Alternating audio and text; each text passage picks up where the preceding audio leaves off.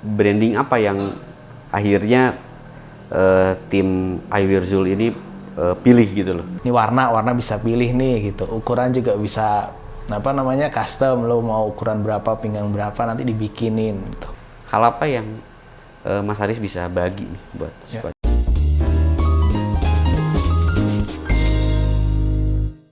Oke, Keza squad semua, kita ketemu lagi di Metamorphosis, konten kedua kita di KZ Spot Channel terkait dengan bisnis yang saat ini kita sudah kedatangan juga, sama seperti konten sebelumnya, beliau bergerak di bidang fashion, yang sebelumnya sempat juga bergerak di bidang kuliner mungkin atau like meals, katanya seperti itu. Dan kita buka semua di sini, kita bedah semua di sini hal apa aja yang sudah dilalui, dan saya udah dapat tadi sebelumnya ngobrol panjang banget dan sudah hampir 10 tahun, kurang lebih 10 tahun beliau menjalankan bisnis ini, dan sekarang kita udah kedatangan Mas Haris. Ya. Oke, apa kabar Mas Haris? Baik, Mas. Salam kenal juga. Salam kenal. Kita dari KZ Spot Channel pengen memperdalam Mas Haris. Mas Haris dengan beberapa rekannya juga ngebangun bisnis dari mulai yang kuliner, dari yang sekarang fashion juga. Ya, Mas Haris terkait dengan selaku co-founder di sini, art director juga, terus head of product. Bisa ceritain dari awal berjalannya bisnis ini kayak gimana? Terus kebetulan kan Mas Haris tadi cerita ke saya juga, ternyata bukan asli orang Bandung, tapi ternyata berkembang bisnisnya di Bandung. Beliau merantau, bisa bilang seperti itu. Nah, boleh cerita kenapa Bandung dan kenapa bisa sinkron akhirnya Bandung dengan terkenal fashionnya dan lain-lain akhirnya berkembang sampai sekarang. Oke. Ya, kenalin saya Haris gitu. Jadi awalnya itu saya memang bukan orang Bandung nih, orang Banyuwangi, ujung timur, pokoknya ujung timur Pulau Jawa. Ya, kota kecil di situ Banyuwangi. Dan singkat cerita awalnya itu saya dan partner saya si Jul itu kita memang temenan dari kecil. Dari SMP itu kita main bareng terus. Sampai SMA itu nggak kenal sekolah lah, main aja. Main gitu. terus. Iya. Dan nggak ada kepikiran buat bikin usaha atau apa gitu. Ya sampai di situ akhirnya karena kita main terus 2010 lulus 2010 itu lulus SMA. Kebetulan Jul SMA, saya ambil SMK karena suka komputer dan lain-lain lah. Posisinya gitu. Dan Julnya ngelanjutin kuliah di Unpad. Oh, Unpad. Jurusan? Manajemen bisnis. Oh, manajemen. Saya kebetulan dari SMK dapat beasiswa magang di Jepang itu selama 3 tahun. Ya, dari situ akhirnya pisah kan, Julnya di Bandung, saya di Jepang. Cuma tetap aja kontak-kontakan dan lain hal segala macamnya. Ya, dan ngobrol-ngobrol awalnya kita mau bikin bisnis yuk gitu, usaha apalah gitu. Karena pada saat 2011 kalau nggak salah kan Maichi naik ya. Betul, di Bandung. Maichi camilan gitu kan. Bikin dong gini apa nih ya. Kita kontaknya dari jauh segala macamnya. Itu kita coba awal-awal itu kita bikin cheese stick lah gitu. Oh, cheese stick. Iya, cheese stick gitu, dikemas segala macamnya. Bikin emang riset dari awal, bukan kita repackage tapi bikin lah gitu. Segala macamnya bikin dan dijual. Ya mungkin karena unique selling point-nya kurang kuat dan marketingnya juga kurang baik, ya akhirnya tidak bertahan lama kayak gitu. Setahun ada? Nggak sampai kayaknya. Oh, nggak sampai. Nggak sampai. Jadi itu ya karena kita juga baru awal bisnis kan, nggak tahu dunia bisnis seperti apa gitu, usaha itu apa, yang tahu kita jualan dulu. Ternyata ya nggak semudah itu gitu, karena memang balik lagi kan, produk harus punya unique selling point, terus marketingnya juga baik dan lain-lain, banyak faktor di situ. Akhirnya yang cheese stick ini nggak berjalan. Cheese stick. Iya. Cemilan light meals mulai dengan cheese stick dan itu di Bandung. Iya, benar. Cheese stick terkenal banyak banget di Bandung.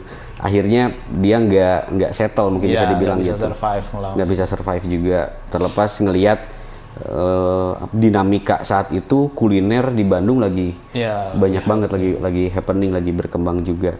Sampai akhirnya berarti dari sana baru masuk ke fashion, atau sebelum masuk ke fashion sempat, karena berbicaranya Mas Haris ini kan sebagai art directornya, co-foundernya, menganalisa dulu atau tidak terkait dengan dari Like Meal cemilan, gue telah dulu nih kira-kira bisnis apa yang bagus, yang baik, dan ataukah memang fashion itu karena passionnya dari Mas Haris?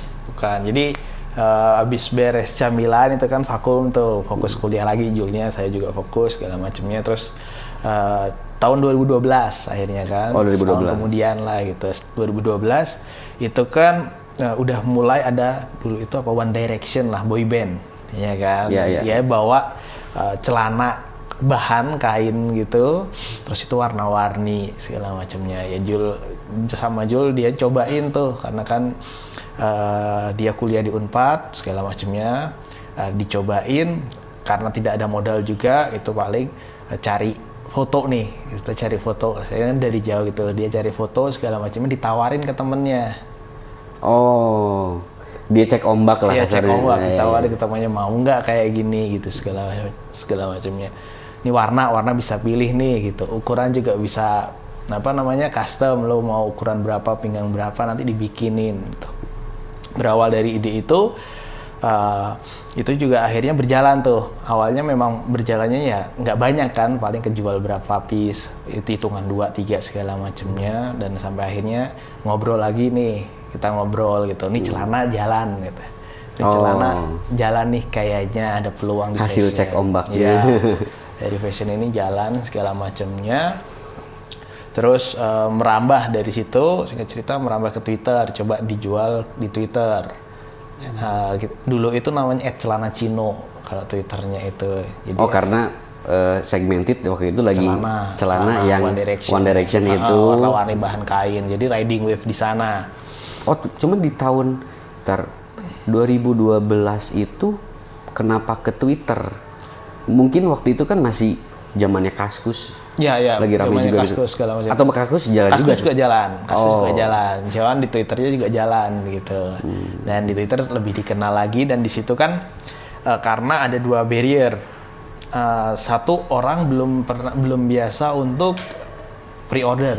Bayar dulu, nunggu, kan masih trust-nya belum ada. Ya kan, karena transaksi online juga baru dimulai, bisa dibilang udah ada, cuman nggak yang semasif sekarang gitu, orang udah terbiasa habitnya. Ya di situ akhirnya kita coba, karena balik lagi Julnya kuliah di sini dan kita modalnya juga pas-pasan. Dia tuh dijalanin dengan Twitter, edukasi marketing di Twitter, kita edukasi bagaimana orang teh bisa dapat celana atau pakaian sesuai dengan keinginan mereka gitu. Oke, ini buat squad semua agak menarik. Di Bandung ada sebuah jalan atau mungkin daerah daerah yang ini mungkin jadi peluang yang diambil oleh Mas Haris dan Mas Jul juga, ngelihat ini harus ketika custom celana sesuai dengan selera, sesuai dengan struktur badannya juga pasti itu yang harus disesuaikan biar proporsional juga. Akhirnya diduplikasi, dimodifikasi dengan sistem online. Ya, benar. Itu yang agak menarik dari saya, karena memang di tahun-tahun itu secara online belum dapat trust. Orang belum berani untuk melakukan payment dulu. Barangnya belum dikirim. Nah, itu kan perubahan habitat, terlepas sekarang kalau zamannya pandemi apalagi udah berubah banget, orang udah semakin trust, apa-apa ya udah transfer dulu, nanti barang pasti datang, terlepas ada resi dan lain-lain. Nah, itu menyikapi di dunia saat itu tahun 2012 digital yang belum begitu dapat trust, apa yang Mas Haris lakukan gitu loh biar orang percaya, apalagi pasti korelasinya ketika Twitter itu kan terkenal dengan sangat netizen yang kritis juga gitu, yang smart people juga. Nah, itu apa yang Mas Haris lakukan? Upload KTP. KTP Iya kan, biar trust. Ya itu apa namanya, cara termudahnya saat dulu itu ya memang ini identitas kita gitu, segala macamnya bisa di-track di sini, segala macamnya. Dan kita jualan produk ini yang dan kita edukasi terus tuh. Upload KTP Mas Haris sama Mas Zul di Twitter. Ya, itu sebagai ownernya data gitu. data diri di situ. Untung belum zamannya pinjol loh waktu Iya, itu. untung. Kalau zamannya pinjol di-download diambil tuh.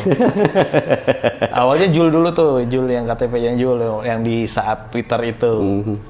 Ya di situ untuk membangun trust-nya lah di awal. Karena orang kan pengen tahu siapa sih ini, gitu, duitnya kemana.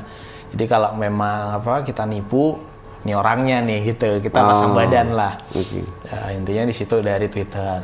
Dan itu ya berjalan segala macam, bukan yang eksponensial, berjalan. Nah di situ kita tahu ada market dan kita akhirnya, singkat cerita 2013 itu saya balik beres dari Jepang, Indonesia, di Banyuwangi cuman berapa ya?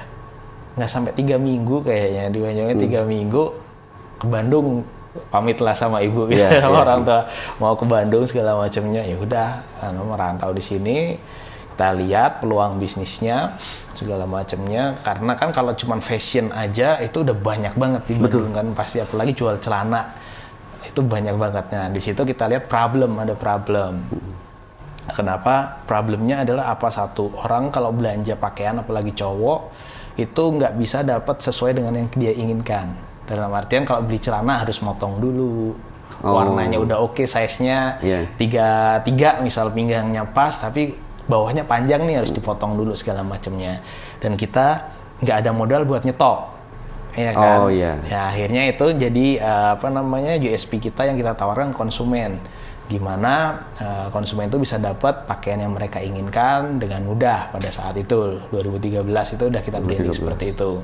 Oke, berarti ketika di Jepang karena tadi SMK itu, akhirnya ke Jepang.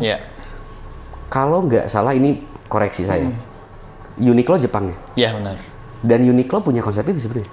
Awalnya. Nah, ada yang diduplikat dari situ sih, atau enggak? Enggak ngulik juga. Tahunya kan, kita juga nggak ngulik. Akhirnya ya dari situ, dengan keterbatasan itu akhirnya kita pilih konsep custom, di mana yaitu konsumen bisa pilih warna, desain kita sediain nih desain. Tapi dari desain itu bisa pilih warna sama ukuran, bisa di custom.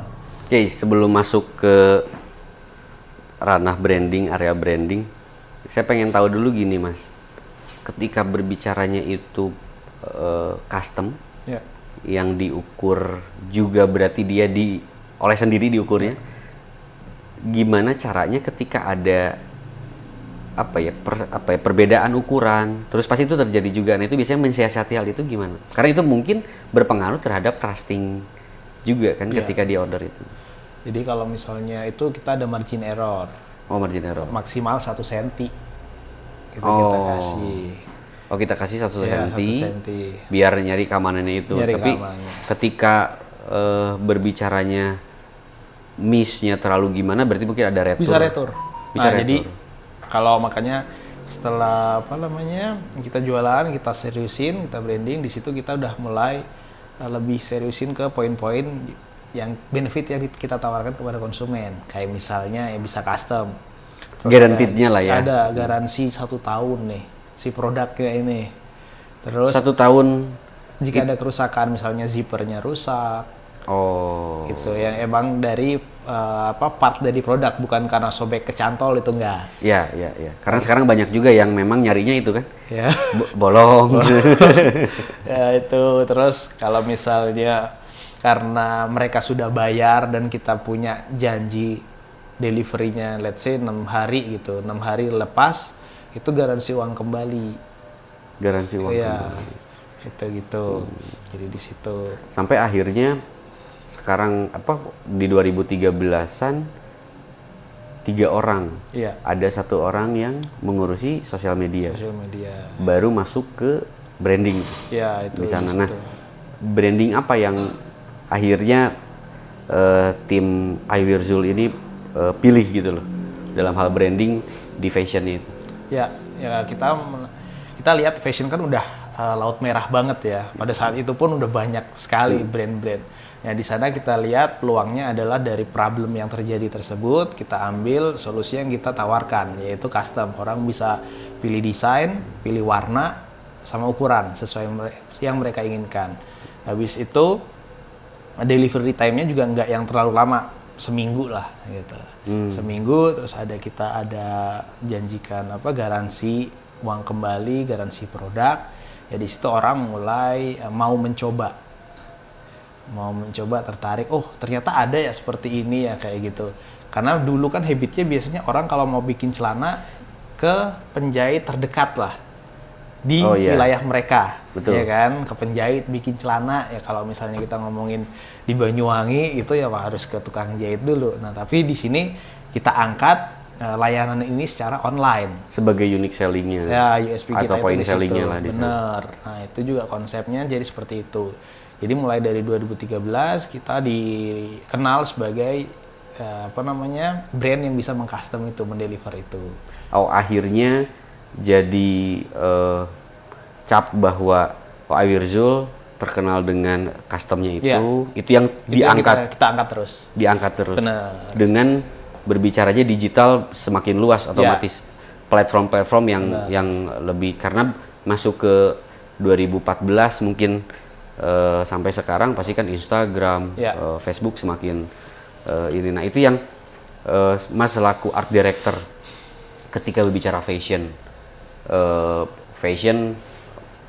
perang harga,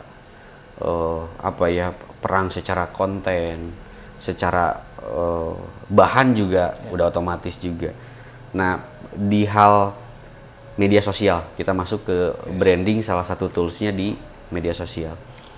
Apa yang Mas angkat sampai akhirnya benar-benar semakin meluas trustingnya juga, bukan hanya berbicaranya mungkin custom aja, tapi hal yang lainnya, terus secara segmentasinya juga seperti apa di Instagram sama di Facebook mungkin, atau mungkin Facebook nggak main? Main kita. Oh tetap main juga. Website juga berarti main? Website. Oh, nah bisa cerita teman, ketika berbicara di Instagram apa sih yang diangkat sampai akhirnya benar-benar ini custom, apakah mungkin nanti sampai custom ke baju juga atau gimana? Oke, kalau dari branding yang kita angkat gitu, kita target marketnya itu pria pastinya. Pria yang umurnya itu udah ya mahasiswa ke atas, dan mereka itu bukan yang suka, dan kita tidak menawarkan hal yang misalnya kaos yang grafik, jaket yang grafik yang full heavy grafik itu kita nggak main. Kita lebih ke carinya yang maskulin gitu. Target market kita adalah cowok yang pengen berpakaian maskulin, casual, simple kayak gitu, dan mereka tahu apa yang mereka inginkan.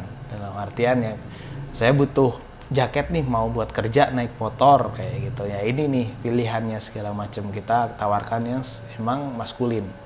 Berarti sesuai dengan activity-nya, nah, daily activity. Itu yang jadi arahannya. Dan menariknya ketika berbicara sekarang, kita lompat di pandemi sekarang, sempat ada down-nya juga kan? Pasti. Ketika itu kan mungkin grow gitu. Ketika pandemi, apakah ada down-nya ketika berbicara semua akhirnya di awal tadi 2012 kita bicara belum kebentuk nih trustingnya untuk melakukan pembelian secara online. Tapi akhirnya sekarang semua percaya itu. Semua percaya di online, tapi ketemu dengan pandemi juga yang merubah habitat itu. Nah itu ada down-nya atau ternyata itu nggak berpengaruh? Berpengaruh pastinya. Karena kan kita usahanya di bidang fashion ya, bukan kebutuhan primer gitu. Jadi kan orang juga saat pandemi orang nggak keluar pastinya kan, di rumah aja, ada PPKM dan lain-lain. Di situ kita terdampak dan pastinya dan terus dicerita dari 2017 itu kita memang udah dikenal 2012 sampai 17 customnya yang kita push terus.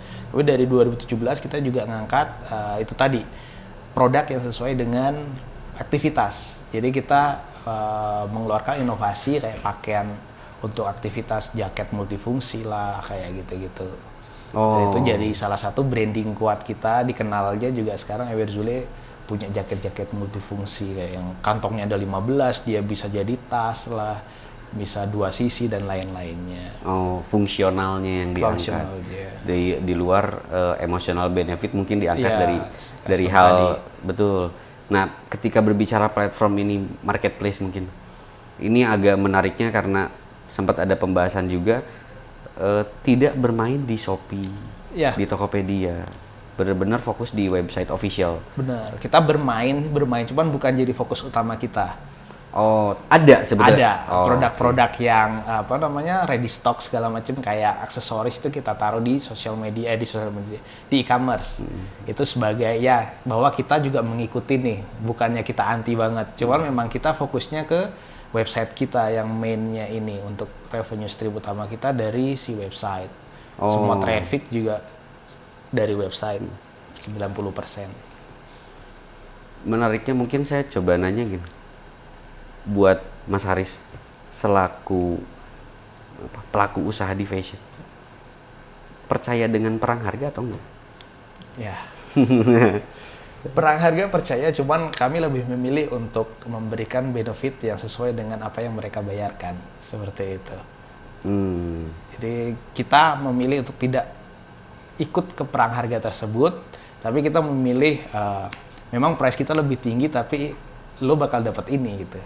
Lu dapat lebih. Iya, daripada lo perang harga yang di bawah ya dapatnya seadanya aja gitu. Lo pasti udah ya konsumen. Kayak mungkin konsumen juga udah mulai tahu juga karena konsumen kan sekarang ada Google dan lain-lain, orang tahu kualitas dan lain-lain dengan banyaknya brand yang bertebaran saat ini. Si konsumen ini tahu mereka beli dengan harga segitu ya mereka akan mendapatkan kualitasnya seperti apa. Ya, ya. Apalagi di sini kan berbicaranya milenial mungkin sebagai target marketnya juga. Milenial biasanya lebih smart. Benar. Dia searching dulu sebelum melakukan pembelian apa. Compare juga gitu loh. Jadi makanya ini kenapa kita bahas mengenai perang harga karena ada beberapa pemahaman juga yang percaya akan hal itu. Berbicara perang harga ya gue murahin lagi. Tapi ada juga berbicaranya tadi karena berbicaranya korelasi dengan branding, ketika brandingnya mungkin sudah kuat, awareness-nya sudah kuat juga, at least yang namanya perang harga juga akhirnya terbantahkan. Ketika itu sudah kuat. Di luar ya pasti ada inovasi-inovasi yang bakal dilakukan. Nah ini masuk ke sekarang ini inovasi apa yang aware Zule? Saya dari tadi bahasanya aware Zul, Aware Zul. Ternyata tadi bahasanya Mas Haris tuh Awir Zule. Oke, saya coba ikutin. Inovasi apa Awir Zule yang lakukan sekarang? Oke, yang kita lakukan sekarang itu memang masih di produk dengan inovasi produknya tersebut yang kita kembangkan terus tiap tahunnya ngikutin dari habit yang sedang ada sama kebutuhan. Kayak gitu. Let's say kemarin pandemi kita ngeluarin jaket yang memang yang bisa beradaptasi sama habit saat pandemi gitu. Kita keluarin satu artikel namanya As You Adapt gitu. Itu yang bisa dari kebutuhan aktivitas harian saat pandemi dan lain-lain. Dan sekarang udah mulai beres pandemi, udah orang aktivitas lagi ya kita siapin produk yang emang sesuai dengan yang akan konsumen kita lakukan gitu di situ. Dan juga kita juga lagi merambah juga ke hal lain seperti produk-produk komplementer kayak grooming set lah dan lain-lain. Oh, grooming set. Oh, itu masuk ke ranah situ juga. Iya, karena kita lifestyle juga sih maksudnya. Betul. Nah, berarti ketika tadi menarik ketika di zaman pandemi sempat bikin jaket. Jaket yang higienis. Bukan, jadi jaketnya itu parka, tapi kita ada kantong-kantongnya. Ini kantong untuk nyimpen masker dan di dalamnya itu kita pakai bahan yang bambu yang emang organik. Segala macamnya dia lebih higienis. Terus ada saat dulu kan orang mau megang ada hand extension. Nah itu udah built in. Terus dari jaketnya ini fungsionalnya bener-bener jaketnya bisa ada maskernya dari sini dibuka gini ada maskernya gitulah. Dari situ kita ambil juga dan ya responnya alhamdulillah. Ya emang itu yang posisinya ketika berbicara kondisi situasi ya harus cepat juga melihat adaptasi dan peluang apa yang bisa dilakukan kan gitu Mas. Nah dalam dunia fashion ini yang banyak juga dilakukan, Mas. Cuman saya nggak tahu Awir Zule ini apakah mengambil arah seperti itu juga atau tidak, terkait dengan jaringan, terkait dengan reseller, terkait dengan distributor. Itu banyak banget fashion kan berjalan seperti itu. Nah, kalau untuk Awir Zule itu berjalan atau enggak untuk? Oke, untuk selama ini sampai 2022 ini memang kita terpusat dari website, karena memang kan kita tempat produksinya base-nya di Bandung. Yang pabrik kita di Bandung saat ini, jadi semua dan custom itu semua dari sini kita supply langsung ke konsumen. Cuman dari rencananya ke depan ini kita udah mulai merambah untuk reseller karena juga kita udah mulai masukin produk-produk stok di situ. Jadi kita mulai dari Second City yang biasa jadi demografi Awir Zule terbesar, juga kita di sana udah mulai supply untuk lokal resellernya. Lokal reseller. Seperti itu. Berarti kalau sekarang berarti untuk outlet offline store-nya belum Mas. Mungkin nanti ketika bicara reseller atau apa baru mungkin bisa ya. Jadi itu yang poin utamanya, bahwa ternyata ya jaringan juga tetap diperlukan. Pasti. Untuk berbicara demand and supply. Supply jaringan itu berjalan, persediaan itu berjalan, otomatis demand juga nanti akan mengikuti di luar. Berbicara branding juga mungkin ya, Mas Haris, yang dari awal 2012 sampai sekarang, karena itu kita tadi sempat berbicara fashion tuh ada Uniqlo. Kalau di kecantikan atau body care ada Body Shop. Body Shop sama bisa dibilang bukan custom ya, cuman kalau di luar setahu saya itu kalau ke Body Shop itu dia ada sabun batang panjang, berarti dia potong-potong sendiri. Itu menarik juga gitu. Lagi ketika bicara Uniqlo, ternyata saya sempat dengar juga ada juga yang seperti itu di Jepang dilakukan secara custom. Mungkin itu juga bisa dicari lagi peluang yang lebih besar untuk brand lokal di Indonesia gitu, jadi ciri khas. Setelah tadi bahas terkait dengan branding secara awareness juga, bahkan ke jaringan selling ini, yang saya mau tanya ke Mas Haris adalah, tadi Mas Haris berbicara itu adalah teman merantau bareng dari Banyuwangi lah kasarnya ke Bandung. Sekian tahun berjalan bersama ngebangun Awir Zule ini. Hal apa yang bikin itu selalu harmonis? Karena banyak juga bisnis mungkin squad yang lain juga bisnisnya sama teman ternyata ada konflik, akhirnya bikin jadi, bahkan banyak brand-brand besar pun yang awalnya berangkat bareng dia pecah, akhirnya dia bikin lagi develop bisnis yang lain. Nah, ini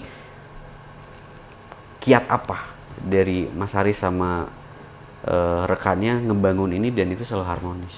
Oke.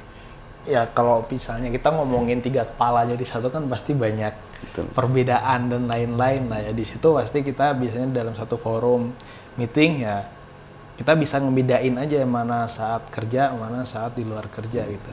Di saat kerja kita ya otot-ototan segala macamnya, kita beda pendapat segala macamnya itu kita luapin semua di situ.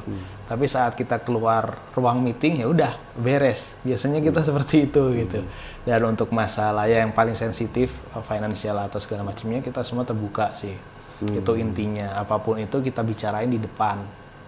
Sebelum ini terjadi, jadi kita dililan di depan semua segala macamnya. Kita mending ribet di awal daripada di akhir jalan-jalan aja santai-santai tapi di belakangnya ternyata betul. Ya, itu kan yang biasa. Nah, berarti kalau Mas Haris kan di porsinya ada di art director, ada di development produk juga lah kasarnya seperti itu. Rekan Mas Haris ada di bagian business development sama marketing. Oh, sama marketing. Berarti kalau untuk finance-nya itu tadi beda. Oh, beda lagi. Orang. Oh, itu yang berjalan sampai sekarang dengan 3 orang. Itu otot-ototan udah wajar, udah pasti ada perbedaan pandangan, terus debat yang mungkin deep banget gitu. Karena ya ketika bicara teman, sahabat ngebangun ya harus berbicara ya semakin dalam lagi. Karena emosional juga berperan antara emosional dan profesional. Nah, itu yang kadang tumpang tindih itu. Kita harus bisa ngebedain itu. Betul. Cuman kalau Mas Haris dengan nge-treat buat itu apakah di kantornya dengan sekarang berarti karyawan udah berapa banyak? 35 total. Total 35. Yang dibangun di kantornya sendiri, nge-build timnya itu dalam hal emosional kah, kekeluargaan misalnya, ataukah memang profesional kah gitu? Karena kalau sekarang itu kan ada zamannya milenial dan kolonial, itu beda tuh. Kalau milenial harus banyak mengapresiasi katanya gitu kan. Kalau kolonial ya udah push aja lu, nggak achieve ya kena punishment apa gitu. Nah itu yang Mas dengan rekan Mas bikin itu seperti apa? Karena di atasnya ini pertemanan nih, emosional yang main. Apakah ke bawahnya pun emosional juga yang bermain ke staff, ke mungkin top manajemen atau gimana? Oke, di atas pun saat di di level kita gitu ya, founder kita juga kan di sini bekerja juga, masih aktif bekerja kan dan di dalam ini kita udah sama-sama tahu gitu ya kalau memang performa kita jelek, secara KPI jelek ya mangga kita udah terbuka untuk misalnya gua cabut lah gitu, terusin aja nggak masalah, kita nggak ada baper di situ karena semua udah KPI yang ngomong gitu segala macam performance, dan di bawahan juga kita berlakukan tersebut. Jadi KPI-nya di set dari karyawan, ya dia bisa achieve enggak, tapi approach-nya kita juga masih tetap kekeluargaan gitu. Oh, oke. Tetap kekeluargaan. Iya, tetap. Tapi karena memang profesional harus sih karena untuk porsinya dari 35 karyawan. Ya. Rata-rata milenial. Iya, pasti. Milenial. Kita nggak ada yang di atas umur kita nggak ada gitu. Kenapa? Kenapa? Ya pasti kan kita ngomonginnya di chemistry sini, ya satu chemistry, kedua kan sekarang itu kan adaptasi milenial lebih tahu lah dengan dunia yang berjalan saat ini. Kayak misalnya saya sendiri ngomongin TikTok gitu ya, nggak terlalu aware sama TikTok, tapi yang orang-orang di bawah kita yang masih muda, oh kayak gini mainnya pak, gini algoritma better gini, mereka lebih ngulik gitu, tahu dunianya. Jadi malah kita belajar sama mereka gitu, yang masih fresh graduate segala macamnya. Dan di situ lah kita terus belajarnya, terus adaptasi. Kita ya untuk yang misalnya udah berumur tua, bukannya nggak baik ya, tapi secara manajemen mungkin mereka udah lebih baik segala macam. Cuman kita lebih sukanya ke sana gitu. Biasanya yang ngambil lebih dewasanya itu di HRD enggak juga? Enggak. Ya paling kalau ada yang tua, kita konsultan aja gitu. Oh, konsultan aja. Itu yang mungkin bisa barrier ngejaga barrier itu aja kan, sebetulnya. Kalau masih muda ya pengen nyobain segala macam nggak ada batasan, cuma kan sebagai orang yang lebih punya pengalaman, orang tua ya pasti ngasih ngejaga itu. Nah, karena ini berbicaranya startup, Mas. Menariknya dari 35 karyawan dan sekarang lagi rame banget startup yang mulai melakukan goyang. Ada mengencangkan ikat pinggang mungkin. Yang awalnya mungkin terlalu gemuk gitu. Kalau yang Mas Haris baca nih selaku ya pelaku startup juga sebetulnya, kenapa itu bisa terjadi dan Mas Haris ada mungkin cara tersendiri untuk menjaga hal itu, karena berbicaranya startup ini yang terkenal dengan bakar uang gitu untuk meningkatkan sebuah nilai di perusahaan itu sampai akhirnya dia venture capital dan lain-lain, atau itu nggak dilakukan sama iWirZule? Oke, kalau kita di iWirZule memang dari awal kita bootstrap dari revenue yang masuk. Di tahun 2015 aja kita dapat suntikan dana dari angel investor, bukan VC, untuk ngembangin web kita digital yang sampai sekarang itu sistem dan lain-lainnya itu untuk pengembangan itu, dan sampai sekarang pun kita belum terima suntikan lagi. Nah mungkin ya kalau misalnya dari si startup yang bakar uang itu kan memang dikejar growth-nya, kalau kita ya growth jalan tapi tetap profit nomor satu gitu, dan di sana untuk menjaga itu pun kita ya pasti lebih banyak karena kondisinya sekarang fluktuasi ya, pandemi, ada suku bunga Fed naik dan lain-lainnya. Geopolitik. Iya, geopolitik. ya sebisa mungkin sih, mungkin yang bisa kita lakukan ya mengurangi fixed cost tapi lebih banyak variable cost-nya aja yang Oh, ini tadi menariknya masalah angel investor. Kenapa yang diambil angel investor ketika 2015 itu? Nggak berbicara mungkin 2015 juga udah masuk masalah Silicon Valley dan lain-lain, venture capital dan lain-lain. Nah itu kenapa nggak? Oke, ya kalau dari kita sih kenapa nggak pilih cari, pasti kalau venture capital bisa suntiknya lebih gede, jauh lebih gede. Tapi balik lagi kita nggak mau yang orang yang naruh duit misalnya, tapi dia nggak ngasih benefit ke kita yang lain, entah itu networking atau kenyamanan dengan kita, nggak klik segala itu yang jadi poin-poin yang kita pertimbangkan. Jadi saat ini ada orang masuk, dia jaringannya oke sama kita ngobrol dan itu prosesnya lama juga sampai akhirnya kita terima investment itu gitu, bahwa kita udah merasa oh ini enak nih orangnya segala macam, baru kita putuskan ya udah terima gitu untuk lari lebih cepat lagi. Lebih cepat lagi. Ini saya mungkin bisa dibilang sedikit setuju dengan Mas Haris terkait dengan angel investor, karena yang kita cari dalam bisnis bukan berbicara modal kerjanya aja gitu loh, tapi koneksi itu sangat dibutuhkan dan effort juga, setidaknya dia ikut effort ngasih insight pengembangan di hal lain dengan si angel investor ini punya sesuatu hal juga pasti. Bahkan kalau berbicara aja kita udah menguasai satu circle, kita bisa mencari circle lain dengan adanya angel investor ini, betul nggak sih? Benar ya, networking yang dia punya itu jadi salah satu hal yang kita butuhkan juga, networking dia, terus kapabilitas dia gitu, bukan hanya duitnya aja gitu. Duit mah bisa dicari mungkin ya. Dan bukan untuk gaya-gayaan. Kenapa saya ngomong gitu? Karena banyak juga yang venture capital, IPO, tapi dia ngejar untuk perusahaan gua udah IPO. Tapi sebetulnya ya itu ya saya nggak bicara gini, mungkin ada salah satu e-commerce pertama mungkin yang warnanya tuh ungu gitu ya, merah ke ungu gitu atau warnanya, dia masuk ke IPO tapi ternyata kecil banget, nggak bisa survive gitu loh.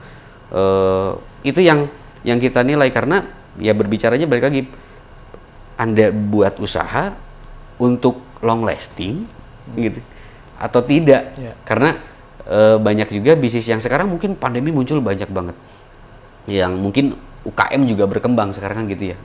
Cuman posisinya dia nggak memikirkan ini long lasting atau enggak ketika berbicaranya menaikkan nilai, akhirnya dilirik oleh investor atau valuasinya jadi besar dan lain-lain. Tapi ternyata berbicara 1 tahun 2 tahun ke depan itu kan belum tahu juga. Ini yang menarik bisa kita baca, karena Mas Haris sudah membangun ini dari 2012 sampai sekarang udah pahit manisnya di dunia fashion, dan di kota fashion juga mungkin saya bisa bilang itu kita dapat insight yang banyak. Cuman terakhir dari Mas Haris, dengan dinamika yang dilalui dari 2012 sampai sekarang, fashion yang sekarang semakin berkembang dengan campaign konten yang wah gila. Terakhir ada brand fashion yang bikin gempar juga lumayan gitu loh, dengan campaign-nya yang lumayan menarik.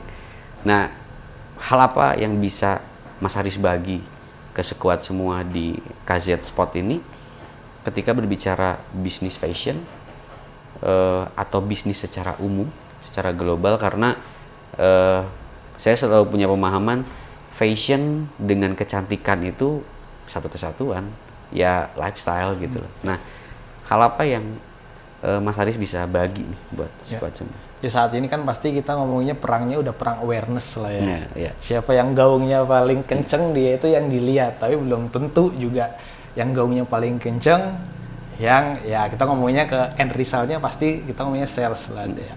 Kita sebagai pelaku bisnis gitu ya, kita memang harus adaptif sih, menurut saya harus adaptif dengan apa yang sekarang sedang terjadi. Dari sana kita bisa nge-tweak sedikit gitu dengan sesuai dengan apa yang branding perusahaan kita atau brand kita masing-masing untuk tetap survive sih. Di situ pun kita nggak usah ngejar untuk jadi market leadernya gitu. Kita nggak usah ngejar top market leadernya terlalu muluk lah gitu. Mungkin kalau menurut saya ya, kita cari yang nomor 2 atau nomor 3 ya udah cukup sih menurutku. Dan bisa survive juga di situ. Kenapa yang kita juga bisa survive selama 10 tahun ini. 10 tahun ini. Iya.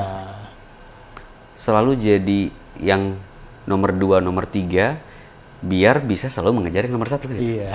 Makanya kenapa nggak banyak orang yang pemahaman, oh saya nggak mau jadi nomor 1 gitu. Kalau lu udah di nomor 1, lu tinggal siapin tangga ke bawah untuk naik lagi ke nanti gitu. Ya. Harus siap itu. Tapi kalau di nomor 2, nomor 3 ya kita punya di bawah pun kita dapat motivasi, dari atas pun kita harus mengejar. Ya. Banyak poin yang bisa diambil dari Mas Haris, co-founder iWear Zul. Ternyata mereka idealis bisa dibilang. Perjalanan bisnisnya pun hingga sekarang berkembang, startup yang grow juga. Ada hal-hal yang nggak mereka lakukan untuk diduplikasi. Pada akhirnya akan menemukan image tersendiri atau mungkin segmentasi yang tersendiri. Itu yang saya tangkap dari mulai perjalanan semenjak 2012 terus hingga mendapatkan angel investor, tidak mengambil IPO kah atau venture capital kah, atau bahkan mungkin branding yang sangat besar gitu loh secara bakar uang dan lain-lain, karena tetap ujung-ujungnya adalah margin, ujungnya adalah profit. Itu yang harus ditanam dalam hal bisnis, karena padi tidak tumbuh dengan berisik. Tan Malaka. Terima kasih.